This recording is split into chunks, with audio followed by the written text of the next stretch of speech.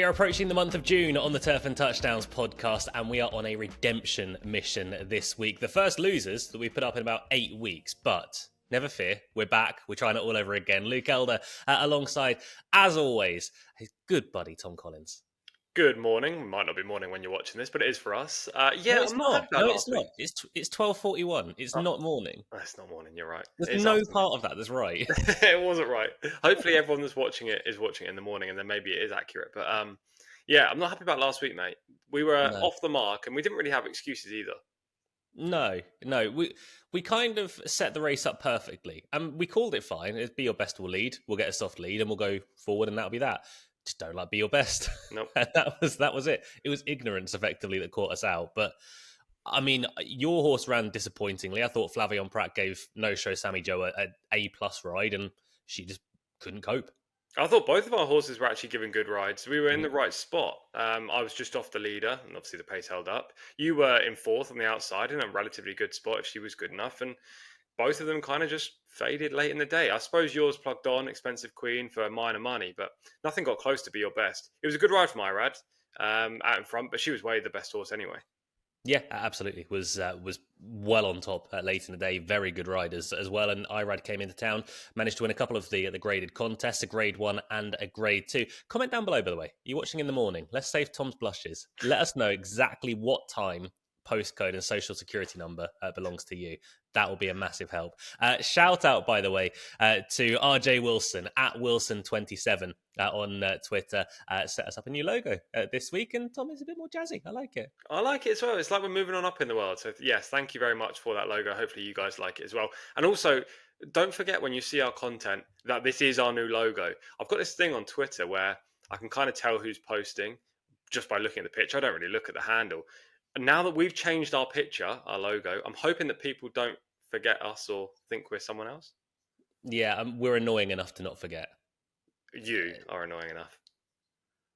Speaking of being annoying, there was a golf game last week that we teed up beautifully on the Turf and Touchdowns podcast. I've been getting messages all week, Tom. I don't know about you, saying, who won the golf game?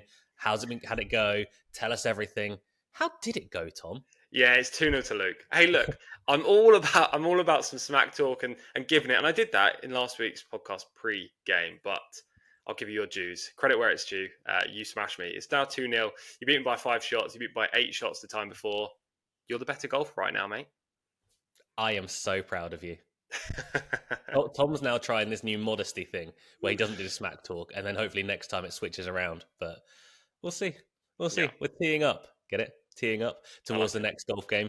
But this week, we're teeing up towards grade 3 company, the Blame Stakes over at Churchill. Good card at Churchill Downs on Saturday. A few grade 3s, a couple of them on turf, a couple of them on the main track. But we've also got a market, Tom, which just makes life so much easier. I don't think the morning line's even out yet, actually. But regards to the European markets and the international market, Most Wanted is 2-1 at the head of the betting. Hall of Fame is 3-1. Post time 6s. Alexander Helios and also Banishing at 13-2. 12-1 Antiquarian. Mystik Dan, the Kentucky Derby winner of a couple of years ago, returning to the scene of his greatest day, is 12-1. 33s for Tennessee Lamb. Katona at 40-1. And Best Actor is 66-1. Must say though, Tom, we both put our selections in before we actually saw these markets, so it was a pleasant surprise.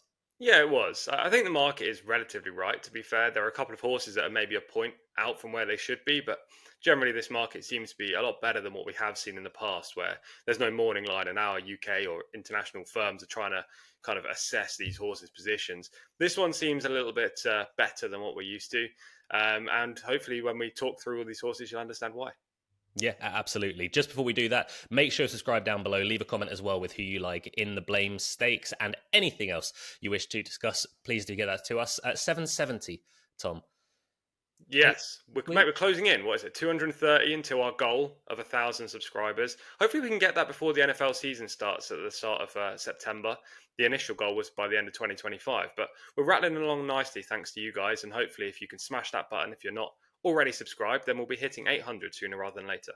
Absolutely. Hopefully 800 this week. I'm just going to check actually the stats right in front of me right now, if I can remember how to, on how many people watched the video last week that were subscribed.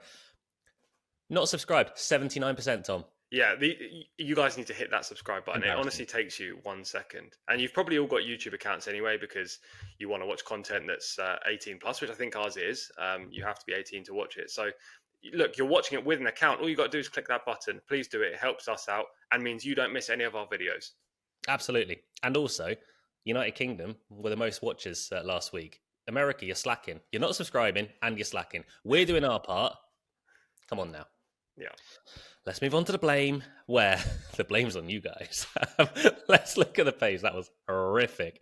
Let's look at the pace setup. They ought to be going a decent lick in this sort of contest. There's quite a few that can go forward. We know Mystik Dan can try to go forward. Most Wanted in the Hall of Fame potentially will be on the front end, but it's an odd grade 3 this, because if it was a grade 2, you probably wouldn't bat an eyelid. But for a grade 3, this is a very competitive race. Yeah, really competitive race. It was tricky to come up with a feature for our podcast this week because usually we go for the grade ones. There isn't any. There are a couple of grade twos up at Woodbine. I didn't think they had much depth. And this seems to be the best race at Churchill on a day where they have numerous stakes contests. So, yeah, I think this is competitive, but it should be a good watch. And it's also a decent punting heat. About the pace, I think best actor, the outside of the field, will probably move forward. Most Wanted will be up there. Maybe Hall of Fame, but I think he'll probably adopt a stalking position, quite like Mystik Dan. I also wouldn't be surprised to see either Banishing or Alexander Helios, maybe even both, on the front as well. They're probably going to go good fractions. I don't think they'll go too quick, but it'll be good enough for it to be a fair race for every horse. Yeah, exactly. It's one of those races where the front runners will actually go to the fore, and the horses that have been front running or are able to, but don't necessarily need to, they can just sit in the second wave, and we'll see how they find themselves. We'll start with Most Wanted. Brad Cox teaming up with Florent Giroux. Last time around, I thought was a really good second placed effort behind Fierceness. Fierceness lowered the track record that day as well, to be beaten, a length and a half, and a fair way ahead of the reopposing Hall of Fame. Probably the strongest form to bring into this race. Completely agree. I mean, you could say the 2024 Kentucky Derby for Mystik Dan, but his subsequent efforts maybe suggest that was a little bit of a fluke. So I think Most Wanted is definitely the horse to beat on his Ali Sheba run. Actually, if you go back in Most Wanted's career, prior to the Ali Sheba run, and you then told me he was going to be 2-1 for the blame, I'd say this is the lay of the century because, albeit he's been consistent, winning 4 of his 7 starts, finishing second on a couple of his runs, the depth of the races he's been winning has not been good, and he's only been scrambling home. E.g., the Oklahoma Derby last year, the Ellis Park Derby last year. Actually tipped him in the Ellis Park Derby. Short price, just got the job done. Probably wasn't the best horse. He got a lovely trip round. He just scraped in. Oklahoma Derby, okay, he won it nicely, but he didn't beat much. This year, he came out and finished second in a couple of races. One of those was at Tampa. I think it was the Challenger Stakes. Skippy Longstocking won that race, but it was a 4-runner field. Skippy missed the start, and he still managed to win. Now, Skippy Longstocking's a good horse, and he won last week, but he's no grade 1 horse, I don't think. He's more of a grade 2 animal. So the fact that Most Wanted had everything go his way in a short field, leading, and still couldn't beat him, to me suggested he is below the ability of a typical grade 2 animal, which you would need to be to win this blame. But that run in the Ali Sheba last time behind Fierceness was a clear career best, and it looks like this horse is now on the upgrade. Brad Cox has won this race 2 of the last 5 years, and Gary and Mary West have done a great job with horses that they breed at home. So I think Most Wanted has the most upside, but he needs to repeat the Ali Sheba run if he's to justify favouritism. Yeah, you want to see him keep on taking the next steps, don't you? His speed figures have improved almost each and every race. 3 starts ago, less so, but the last 2 efforts have got better. 105 last time pretty much sets a standard in here, and Most Wanted is without doubt the one to beat, and in the international markets, the favourite currently at 2-1. Just while we're on Most Wanted, we'll talk about Hall of Fame as well, because Hall of Fame was a little way behind in the Ali Sheba in third. That was off the back of running a decent second in the New Orleans Classic, which is a weird race that Sierra Leone made his comeback and just ran no sort of contest at all. I really don't know where we pitched this horse, but I don't see any reason why he'd overturn that form with Most Wanted. Yeah, I completely agree with you on that latter point. I know that Connections think he's a proper grade 1 horse, but what has he done that suggests he is? Nothing is the answer. What he's done so far is tell me that he's a grade 3 horse who has the improvement to potentially go up to the top level, but he's not showing that on the racetrack. He cost $1.4 million as well. It's not like he's this kind of small project. He was a big horse with a big reputation. They purchased him with a lot of money, and he's not really fulfilling it. He's still got a lot of progression in him, as I say, and maybe you'll like him in this spot. But I think he's second favourite in the market, and Mhm. I can't see the form reversal of Most Wanted, and therefore I can't put him on top in this race. Yeah, 3-1. It's fine, but it's not a price I'd want to be betting. One thing that we were discussing the other day, I say we, I don't think you were actually there, but it was the collective we. It was Luke and friends. Best riders in the US at the moment. Jose Ortiz is obviously on board Hall of Fame in this contest. For me, right now, I'd go Jose Ortiz, Flavion Prat, Irad. Yeah, I don't disagree with you. Look, Arad and Flavian are always going to be up there. Jose Ortiz, in my opinion, has been riding the best over the last 2 months of any jockey in North America. So, yeah, I'm pretty sure that's quite accurate. Yeah, the three of them though, throughout the course of the calendar year, they will flip flop and they will chop and change. But right now, Jose Ortiz is riding the best of them. Moving on to Banishing, a horse who is interesting. Flavion Pratt's taking the ride.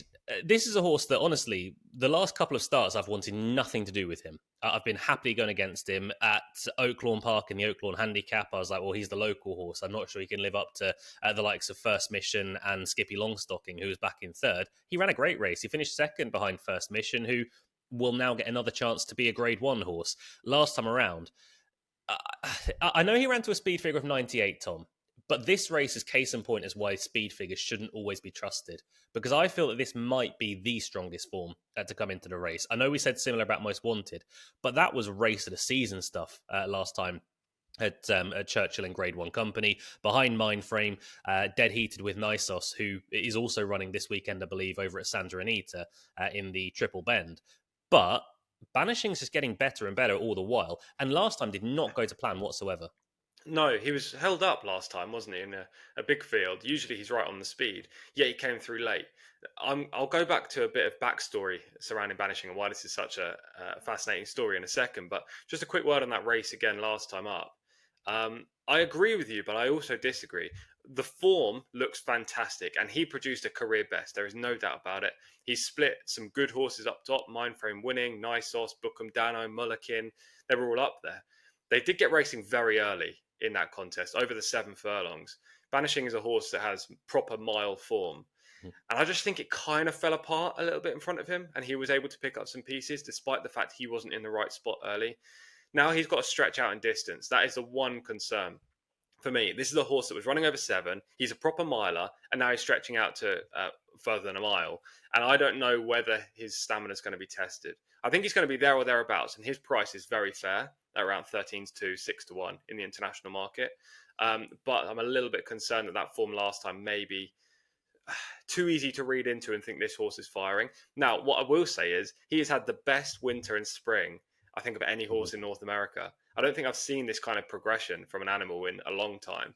And actually, if you go back to last year, I think it was October, he ran an acclaimer at Keeneland. They put him in for $62,500. He won the race. Nobody claimed him. How has nobody claimed this horse? He's subsequently gone on to put up a string of victories in seconds. And in 2025 alone, so literally 2 months after he ran in that claimer, until now, he's amassed $825,000. Firstly, why was he in the claimer? And secondly, everyone that had the chance to claim him, you're probably sat there with head in hands. I'll say one thing.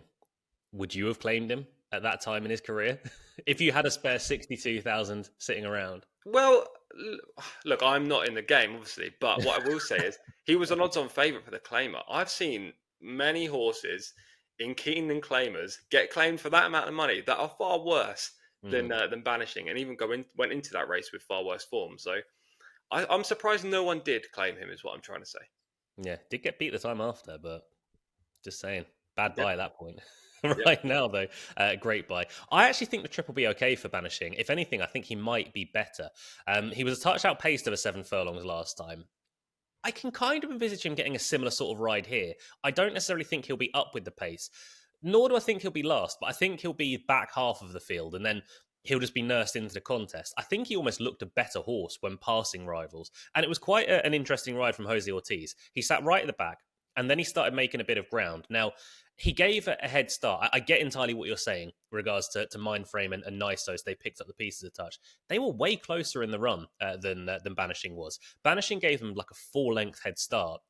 So if we grade him on Mindframe and we grade him on Nisos, it's still a heck of a run. I know as they turned for home, he had made up that ground, but he started off 4 lengths back.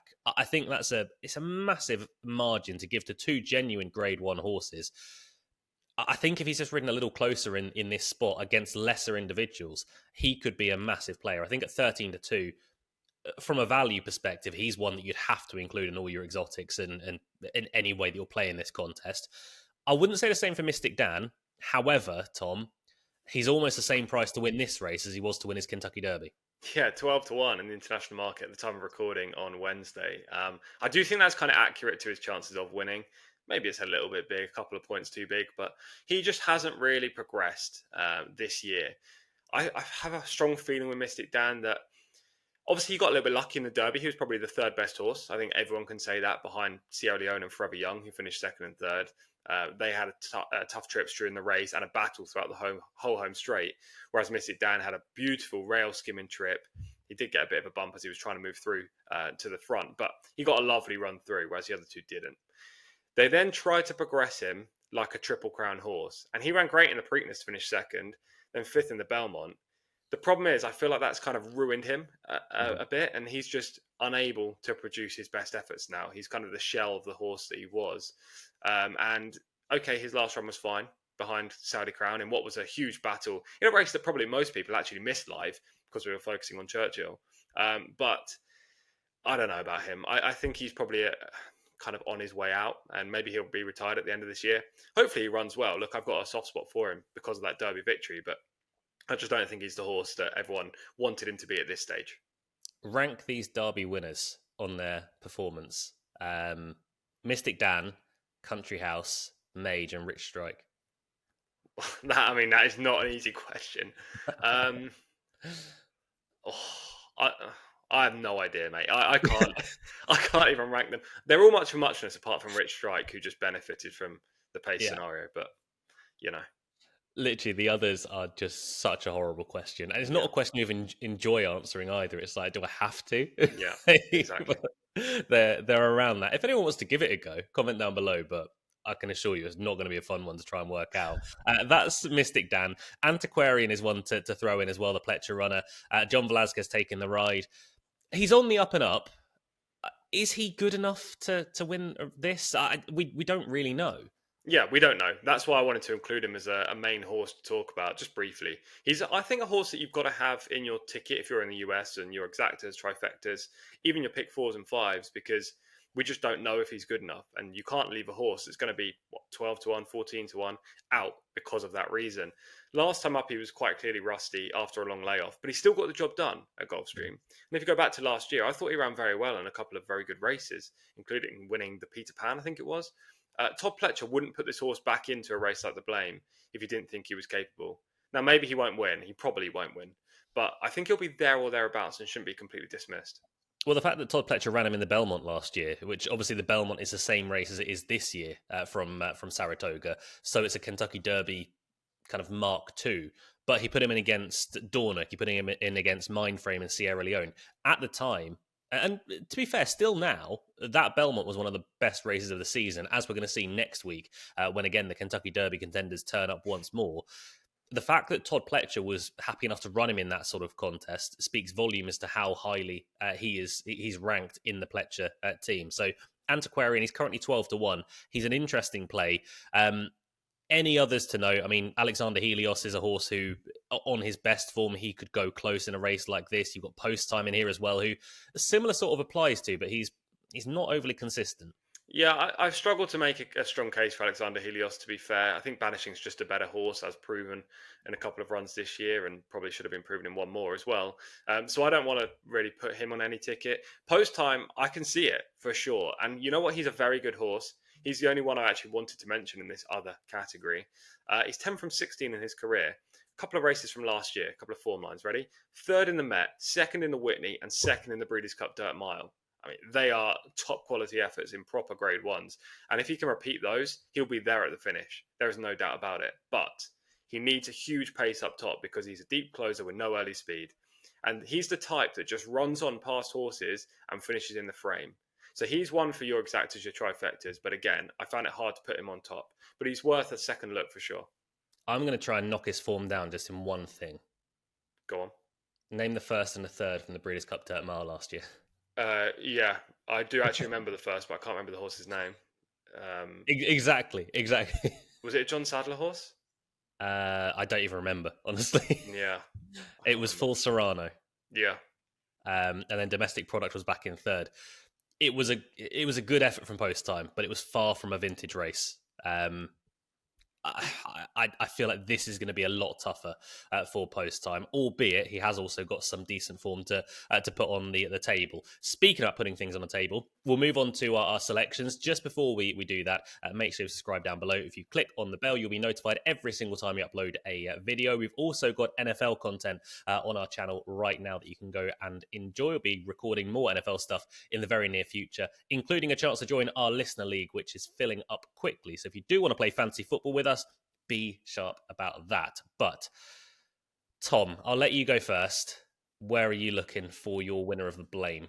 I'm going to keep this logical. I'm going to be with Most Wanted in here for Brad Cox. As I say, Brad has won 2 of the 5 renewals of this race. It was inaugurated back in 2020, so it's not a race with a long history, but he knows what it takes to win.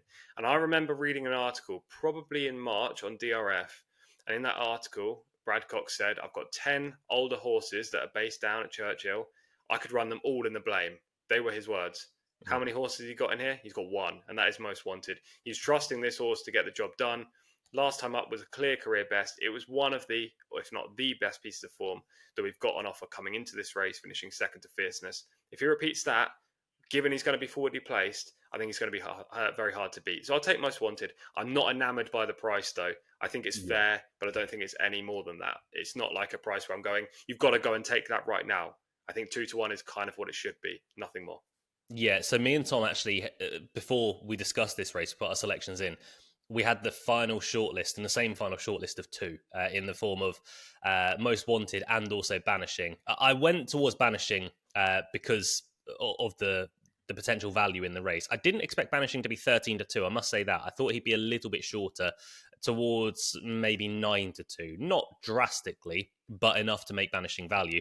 Like I say, last time was a real good effort. If you just grade him in that race on Nisos and also on Mindframe, he was possibly the best horse in the race. To give them a head start like that, moving from 7 furlongs up to a mile and an eighth, I think that's going to be a massive help. We saw him over this trip in the Oaklawn Handicap as well. He finished a real good second behind First Mission.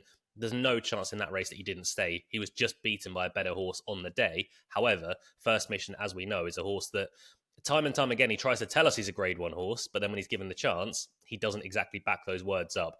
But Banishing will be the play for me. Most Wanted for Tom Collins. Tom, whatever are we going to talk about next week? I think it might be the Belmont, mate. The Belmont that could be the race of the season. Yeah, 100%. I'm really looking forward to it. Have you seen the likely field for the race, by the way? Kind of. I know the first 3 from the Kentucky Derby are meant to turn up. I haven't seen any others. So I think it's going to be a small field. I think it's only going to be 6 or 7 runners, which makes it even more intriguing because we've got the best 3-year-olds in the whole division going. Rodriguez, I think, is going to be there, and a couple of others. Heart of Honor being one for Jamie Osborne, and Hill Road, I think, for Chad Brown. They're the probables. So all of the horses in that race have a good chance. It's going to be a great race. And anyone that's watching this podcast, you've got to subscribe so you don't miss out on our Belmont preview. All I'm saying as well is, throughout the Triple Crown so far, we've joint played our way through it. We joint played Sovereignty in the Kentucky Derby. Yeah. We joint played Journalism. Who knows? Maybe we joint play a Triple Crown. Well, we don't know, to be fair. Not cool. But maybe we'll know by this time next week anyway. Yeah, not a clue at the moment, though. It could be anything. But that's the Belmont to look forward to next week. Thank you for joining us on the Turf and Touchdowns podcast. We're hopefully going to be back on the winners train this week. This was like the first podcast where we couldn't celebrate a winner since like April. It's been quite a while.